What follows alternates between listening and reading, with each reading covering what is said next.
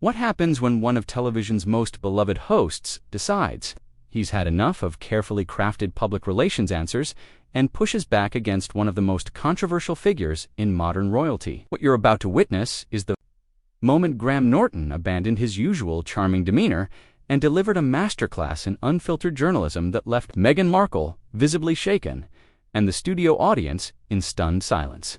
Before we dive into this explosive confrontation, make sure you subscribe to the channel and drop a comment below with your thoughts on what you think really happened that night. Trust me, you'll want to stick around for every single word of this exchange because what unfolds is unlike anything you've ever seen on live television. The Graham Norton Show had always been known for its relaxed atmosphere, where celebrities could promote their latest projects while sharing a few laughs over wine and witty banter. But this particular evening was different from the moment Meghan Markle walked onto that famous red sofa. The tension was palpable, and Graham Norton, usually the master of putting his guests at ease, seemed unusually focused, almost calculating in his approach. As the cameras rolled and the studio lights illuminated the set, Graham Norton leaned back in his chair, his trademark smile present, but somehow lacking its usual warmth. Meghan Markle, dressed impeccably in a navy blue blazer, sat across from him with her hands folded neatly in her lap, her posture perfect, her smile practiced. So Meghan Graham began, his voice carrying that familiar Irish lilt that had charmed audiences for decades. "You're here tonight to talk about your new podcast series, but I have to say, there's something I've been dying to ask you, and I think our viewers deserve to hear your honest response." Meghan's smile faltered slightly, but she recovered quickly. "Of course, Graham. I'm always happy to answer questions." "Are you, though?" Graham asked, his eyes narrowing slightly. "Because I've been in this business for a very long time, and I've interviewed thousands of people, politicians, actors, musicians, royalty, and I've developed quite a keen sense for when someone is being genuine versus when they're simply reciting talking points." The studio audience, which had been buzzing with excitement moments before, fell silent. This wasn't the Graham Norton they were accustomed to seeing. Meghan shifted uncomfortably in her seat, her media training clearly kicking in as she prepared. Her response, "I'm not sure I understand what you're implying, Graham," she said carefully, her American accent sounding more pronounced than usual. "I've always been authentic in my interviews." Graham chuckled, but there was no humor in it. "Authentic, really? Because from where I'm sitting and from what I've observed over the past few years, it seems like you have a very carefully constructed narrative that you stick to regardless of the question being asked." "That's not fair," Meghan replied, her voice rising slightly. "I've been through an incredible amount of scrutiny, and I've always tried to be honest about my experiences. Have you, though?" Graham pressed on, leaning forward in his chair. "Because I've done my homework, Meghan.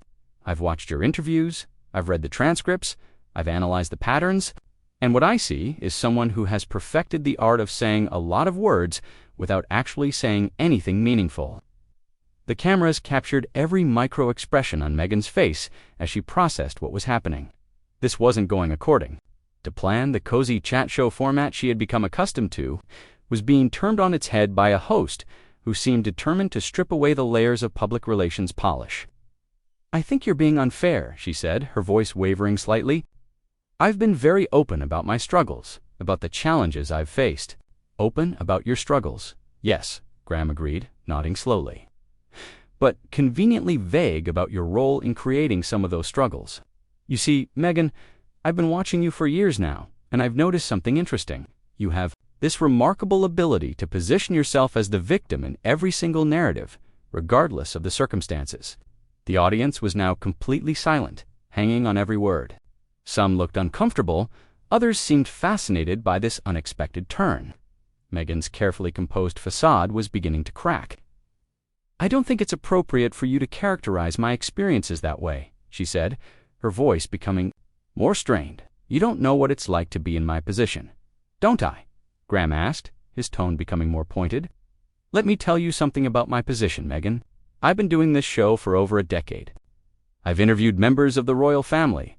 I've spoken with people who have faced real persecution, real hardship, and have learned to recognize the difference between someone who has genuinely suffered and someone who has crafted their suffering into a brand." The words hung in the air like a challenge. Meghan's eyes flashed with anger, but she was clearly trying to maintain her composure. "That's an incredibly hurtful thing to say," she responded, her voice now barely above a whisper. "I never asked for any of this attention. I never wanted to be in the spotlight like this." Graham laughed, and this time there was genuine incredulity in his voice. "You never wanted to be in the spotlight. Meghan, you are an actress. You married into the most famous family in the world. You've given multiple high-profile interviews. You've signed lucrative media deals. You've written books. You've started podcasts. Every single move you've made has been calculated to keep you in the spotlight." "That's not true," Meghan protested, but her voice lacked conviction. "Isn't it?" Graham continued relentlessly. "Because from my perspective, it looks like you've turned your personal grievances into a very successful career. And I have to wonder, at what point does seeking justice become exploiting tragedy?" The question hit its mark. Meghan's composure finally began to crumble visibly. Her hands, which had been folded neatly in her lap, were now clenched into fists. Her breathing had become slightly labored, and there was a distinct tremor in her voice when she spoke. "I think you're being incredibly unfair, and frankly, quite cruel," she said, her eyes beginning to glisten with unshed tears. "I've tried to handle everything with grace and dignity." "Grace and dignity," Graham repeated, his voice rising slightly. "Is that what you call it when you publicly air private family matters? Is that what you call it when you make accusations that you know can't be properly refuted? Is that what you call it when you systematically undermine an institution that has served this country for centuries?" The confrontation was building to a crescendo, and everyone in the studio could feel it. The cameramen were capturing every moment, every expression, every tear that was threatening to fall. This was television, gold, but it was also deeply uncomfortable to witness. "I never intended to hurt anyone," Meghan said, her voice now openly shaking. "I was just trying to tell my truth." "Your truth," Graham repeated slowly, as if tasting the words. "That's an interesting phrase, isn't it? Not the truth, but your truth. As if truth is somehow subjective. As if facts can be molded to fit whatever narrative serves your purposes best." Graham's words about truth being subjective clearly struck a nerve. Meghan's face flushed red as she straightened in her chair, her media training warring with her rising anger. "How dare you," she said, her voice gaining strength through indignation. "How dare you sit there and question my integrity when you have no idea what I've been through? You have no idea what it's like to have your every move scrutinized, your every word twisted." "Actually, I do," Graham replied calmly, his tone becoming almost conversational. "I'm gay, Meghan. I came out in a time when it wasn't easy, when it wasn't fashionable, when it could have ended my career. I've faced real discrimination, real prejudice. And you know what I didn't do?" The comparison was brutal and unexpected. Meghan's mouth opened and closed as she struggled to find a response. The studio audience remained frozen, unsure whether to applaud or gasp. "That's completely different," she finally managed. "You can't compare our experiences." "Can't I?" Graham asked, tilting his head slightly. "Because it seems to me that both of us faced challenges, both of us had to overcome obstacles. The difference is, I chose to let my work speak for itself, rather than making my victimhood the centerpiece of my identity." "I have never made victimhood the centerpiece of my identity," Meghan shot back, her voice rising. "I've tried to use my platform to create positive change, to speak out against injustice." "Positive change?" Graham's eyebrows shot up. "What positive change have you actually created, Meghan? Because from where I'm sitting, it looks like you've created division, controversy, and a whole lot of headlines. But what tangible good have you actually accomplished?" The question hung in the air like a challenge. Meghan opened her mouth to respond, then closed it again, clearly struggling to articulate a concrete answer. "I've raised awareness about important issues," she said finally, her voice sounding less certain than before. "Awareness," Graham repeated slowly. "That's the refuge of every celebrity who wants to feel important without actually doing anything meaningful. You've raised awareness. About what, exactly? About how difficult it is to be a millionaire living in a mansion. About how challenging it is to have your every whim catered to by a staff of dozens." "That's not fair," Meghan protested, tears now openly forming in her eyes. "You're deliberately mischaracterizing everything I've said and done. Am I?" Graham leaned forward, his voice becoming more intense. Because I've listened to your interviews, Meghan. I've heard you complain about not being able to go out for brunch with your friends. I've heard you describe royal protocol as if it were some form of torture. I've heard you compare your situation to that of people facing genuine oppression. And frankly, it's insulting. I never compared myself to people facing oppression, Meghan said, her voice wavering. Didn't you? Graham's voice was sharp now. Because I seem to remember you drawing parallels between your experience and that of people who have faced real discrimination, real hardship. And that's where you lost me, Meghan. That's where you crossed the line from sharing your story to exploiting other people's genuine suffering for your own narrative. The tears that had been threatening to fall finally spilled over. Meghan's perfectly applied makeup began to streak as she struggled to maintain her composure. I never meant to exploit anyone, she whispered, her voice breaking. I was just trying to be honest about my experiences. Honest. Graham's voice was relentless now. Let's talk about honesty, shall we? Let's talk about the stories that have changed over time, the details that have been embellished, the convenient omissions. Because I've done my research, Meghan, and there are some interesting inconsistencies in your various accounts. What are you talking about? Meghan asked, though her voice suggested she knew exactly what he was referring to. I'm talking about the fact that your story seems to evolve depending on your audience, Graham explained, his tone becoming almost clinical. The details that get added, the emphasis that shifts, the way certain facts get highlighted or minimized depending on what serves your narrative best. That's not true, Meghan protested, but her voice lacked conviction, isn't it? Graham pulled out a small stack of papers from beside his chair. Because I have here transcripts from several of your interviews, and I have to say, the differences are quite fascinating. Would you like me to go through them? The threat was clear, and Meghan's face went pale. She realized she was trapped, that Graham had come prepared for this confrontation in a way she hadn't anticipated. I don't think that's necessary, she said quietly, her voice barely audible. Oh, but I think it is, Graham continued, his tone becoming more pointed, because I think our viewers deserve to understand how carefully constructed your public persona really is, how much thought goes into every word, every gesture, every tear. Please, Meghan whispered, her composure completely shattered now. Please don't do this. Don't do what? Graham asked, his voice softening slightly, but his resolve remaining firm. Don't ask the questions that everyone else is thinking but is too polite to voice. Don't point out the inconsistencies that everyone has noticed but chooses to ignore. Don't challenge the narrative that you've spent so much time and energy crafting. The cameras captured every moment of Meghan's breakdown, every tear that fell, every tremor in her voice. This was no longer an interview, it was an interrogation, and everyone in the studio knew it. I'm just trying to survive, Meghan said through her tears.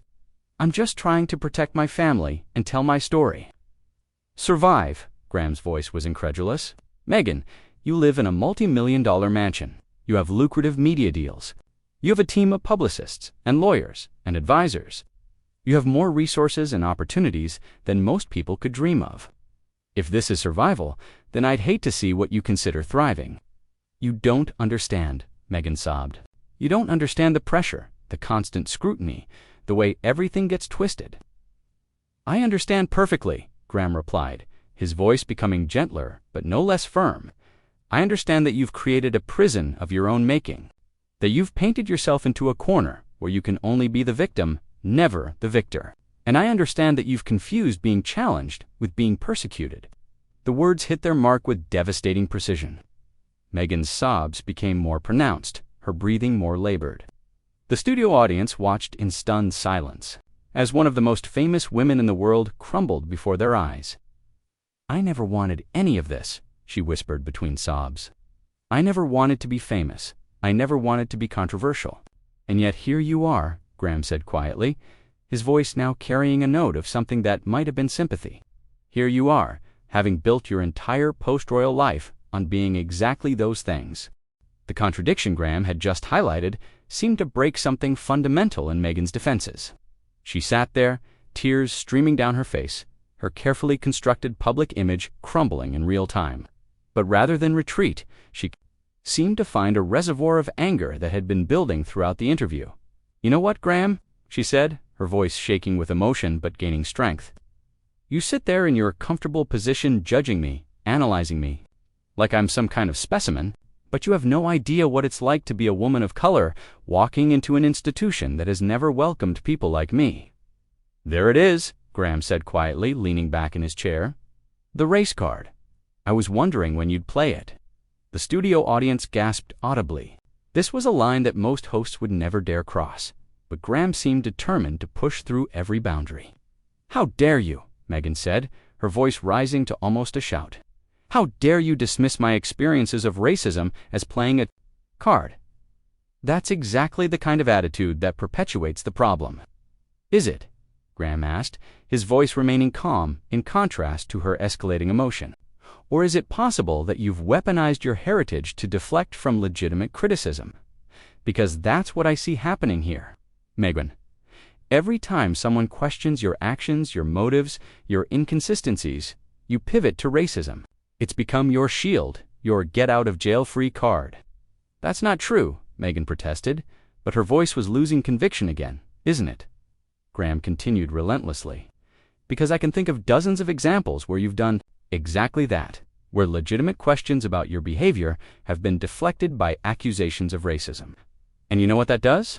It diminishes the experiences of people who face real racism, genuine discrimination." The accusation was devastating, and Meghan seemed to recognize its power. Her tears were flowing freely now, her breathing coming in short, sharp gasps. "I have experienced real racism," she whispered through her sobs. "I have faced real discrimination." "Have you?" Graham's voice was gentle now, but his words were surgical in their precision. "Or have you experienced the normal scrutiny that comes with marrying into the most famous family in the world? Have you experienced the criticism that any public figure faces when their actions are questioned? Because from where I'm sitting, it looks like you've conflated being held accountable with being persecuted." "Please stop," Meghan begged, her voice barely audible. "Please just stop." "I can't stop," Graham replied, his voice carrying a note of genuine sadness. "Because this matters, Meghan. This conversation matters. The way you've conducted yourself matters. The narrative you've created matters. And the damage you've done to institutions, to relationships, to the very causes you claim to champion, that matters too."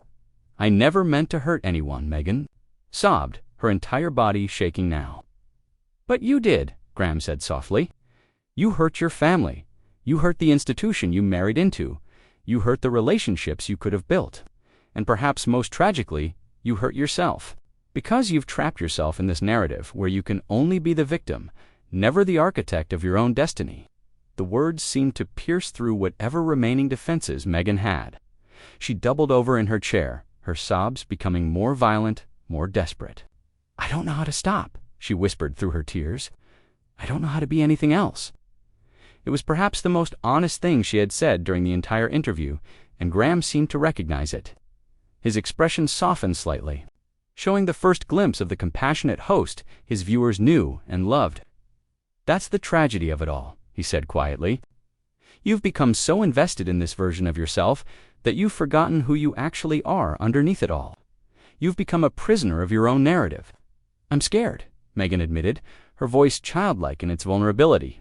"I'm scared that if I'm not the victim, then I'm nothing. I'm scared that if I admit I was wrong, then everything falls apart." "But don't you see?"